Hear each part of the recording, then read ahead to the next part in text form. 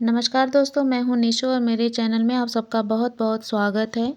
तो दोस्तों आज की वीडियो में मैं आप लोगों को लेकर आई हूँ ख़ास न्यूज़ जिसमें कि अभी चल रहा है ज़िम्मेदार जो भी हो, बालाजी के प्रसाद में एनिमल फैट की मिलावट श्रद्धालुओं के लिए गंभीर झटका, कानूनी कार्रवाई ज़रूरी है दोस्तों। तो दोस्तों आज की न्यूज़ जो है वो इसी टॉपिक से रिलेटेड है, तिरुपति बालाजी के लिए। जैसे कि आप देख रहे हैं यहाँ पे स्क्रीन पे लड्डू और बालाजी की मंदिर है यहाँ पे। तो दोस्तों तिरुपति बालाजी के लड्डुओं में एनिमल फैट की मिलावट से आस्थावान हिंदुओं को गंभीर धक्का लगेगा और आंध्र प्रदेश सरकार के मुताबिक लेबोरेटरी टेस्ट में इसकी पुष्टि हुई है। जी हाँ दोस्तों, अ, तिरुपति बालाजी के प्रसाद लड्डू में चर्बी की मिलावट आस्थावान श्रद्धालुओं के प्रति किसी भी गंभीर अपराध से कम नहीं है।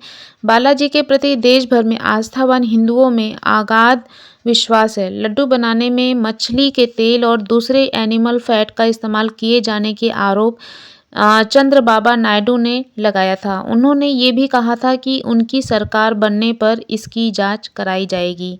सुबह लड्डुओं के नमूने नेशनल डेयरी डेवलप ब्यूरो की लेबोरेटरी में भेजा गया। शाम को रिपोर्ट में आया कि लड्डुओं में मिलावट की जा रही है। खास तौर से मछली के तेल में लड्डू बनाए जाने की बात सामने आई है दोस्तों, और ये बहुत अधिक चिंताजनक है। अभी भी देश में हिंदुओं के एक वर्ग ऐसा है जो कि निरामिष भोजन ही करते हैं। वे किसी भी तरह से मांस नहीं खाते हैं। ऐसे ही भी बहुत सारे लोग हैं जो उस दुकान में नहीं जाते जहां अंडे जैसी चीज़ भी बिक रही होती है। दोस्तों ऐसे लोगों के लिए ये बहुत ही अधिक कष्टप्रद बात होगी कि उन्हें प्रसाद के तौर पर जानवरों की चर्बी में बने लड्डू खिलाए गए। उन्होंने ये लड्डू श्रद्धा के साथ खाए होंगे। ध्यान रखने वाली बात है कि ये मंदिर तिरुमाला तिरुपति देवस्थानम ट्रस्ट की ओर से चलाया जाता है और इस ट्रस्ट में सरकारी अधिकारी भी होते हैं। दोस्तों ऐसे लोगों के लिए बहुत ही कष्टप्रद बात होगी कि मतलब इस तरह से ये सारी चीज़ें मतलब हो रही हैं और उन्होंने इसका सेवन भी किया।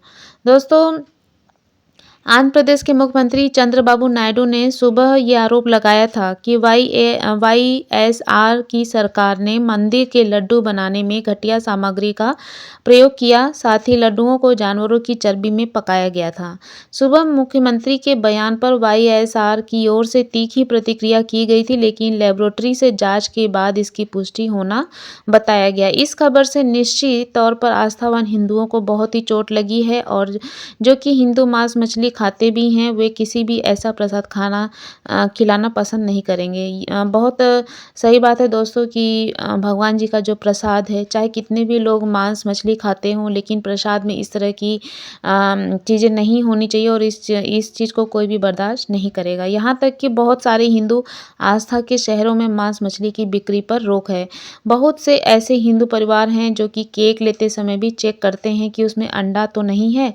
भारत एक धर्मनिरपेक्ष देश है दोस्तों, जहाँ पे कि उसकी लिहाज से सभी धर्मों के विश्वास का आदर किया जाता है। बताने की ज़रूरत नहीं है कि तिरुपति बालाजी मंदिर में श्रद्धालु इतनी बड़ी संख्या में आते हैं कि उनका चढ़ावा अक्सर देश के मंदिरों में सबसे ऊपर होता है। हाल ही में टीटीडी ने लड्डू की क्वालिटी बनाए रखने के लिए कई तरह के फैसले लिए हैं। इसमें लड्डू बनाने में इस्तेमाल होने वाले घी को भी स्तरीय रखने का फैसला शामिल है। बहरहाल ये मसला बहुसंख्यक समाज की आस्था से जुड़ा हुआ है, लिहाजा इसकी संवेदनशीलता को समझना होगा और दोषियों के विरुद्ध कानूनी कार्रवाई भी करनी होगी।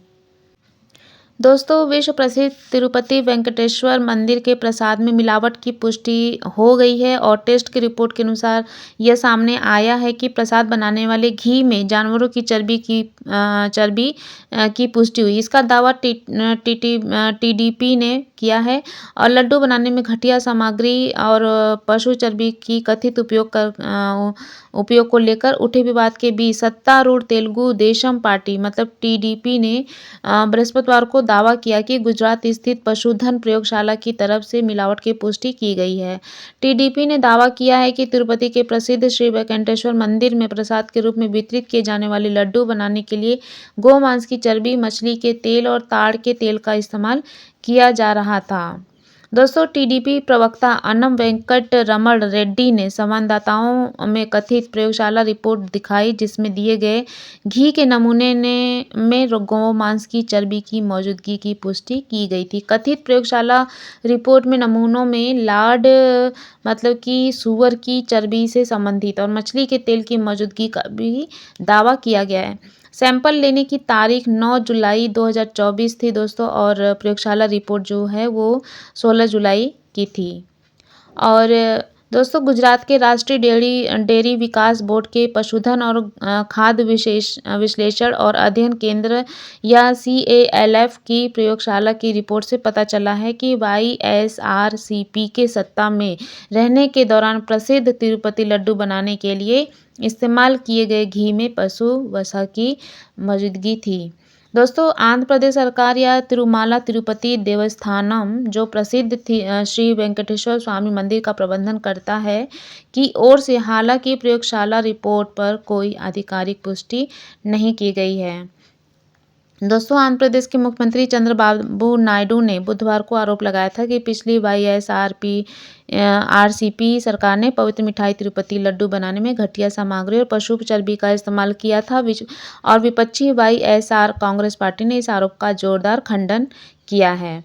दोस्तों, लैब रिपोर्ट आने के बाद बीजेपी और टीडीपी ने पूर्व CM जगन मोहन रेड्डी की आलोचना की। बीजेपी नेता बंदी संजय कुमार ने कहा कि हिंदुओं के साथ इस बड़े विश्वासघात के लिए भगवान माफ नहीं करेंगे। लड्डुओं में जानवरों की चर्बी का इस्तेमाल किया जाना तिरुमाला वेंकटेश्वर स्वामी की पूजा करने वाले हिंदुओं की आस्था और विश्वास के साथ गहरा विश्वासघात है। वहीं राजा सिंह ने कहा कि पवित्र तिरुपति लड्डू प्रसादम में बीफ फैट और मछली के तेल का इस्तेमाल किया जाना हमारी समृद्धि सांस्कृतिक और धार्मिक विरासत पर सीधा हमला है, जिसे बर्दाश्त नहीं किया जा सकता। मैं आंध्र प्रदेश के मुख्यमंत्री चंद्रबाबू नायडू, प्रधानमंत्री नरेंद्र मोदी जी और गृह मंत्री अमित शाह से इस गंभीर अपराध के लिए जिम्मेदार लोगों के खिलाफ तत्काल कार्रवाई करने का आग्रह करता हूं। तो दोस्तों, यह तो थी आज की न्यूज, जिसमें कि आपने देखा कि तिरुपति मंदिर के प्रसाद में क्या चीज़ें हो रही हैं, क्या खुलासा हुआ है। ये सारी जानकारी मैंने आपको इस अपने वीडियो के माध्यम से दिया, और मिलते हैं अपने एक नए वीडियो के साथ, एक नई इंटरटेनमेंट के साथ, एक नई जानकारी के साथ। तब तक के लिए बाय बाय, सी यू।